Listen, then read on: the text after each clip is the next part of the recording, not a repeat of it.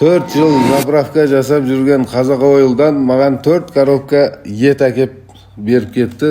Қазақ Oil соғым сыйлайды. Ал құрметті қазақ елі, құрметті достар, Қазақ Oil компаниясы басшылардың бастамасымен Бекбота ет компаниясымен бірлесе отырып, қыс мезгіліне орай науқан сыйлау акциясын ұйымдастырған болатынбыз. Бүгінгі таңда тұрақты тұтынушымыз Фахридин ағамыз сол соғымды ұтып алу рәсімінде тұрмыз. Қазақ Oil компаниясынан біз тұрақты түрде бензин құйып жүретін едік.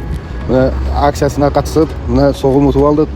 Жалпы осы бірінші рет осы Қазақ Oil компаниясынан ұтып алдық. Осы біздің ауылға қалай ашылғаннан бастап құямыз қой, заправка жасаймыз. Соляркасы да, бензині да, барлығы качествосы жақсы болғандан кейін постоянно құйып жүреміз құдай қаласа. Қазақ Oil қызметкерлері 4 коробка етіні 150-200 кілдей ет әкеп сыйлығын беріп кетті маған. Қазақ Oil компаниясына үлкен рахмет.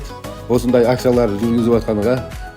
V-Life предложениясы бар. Сол предложениядан бонустар жинап жүрген едім.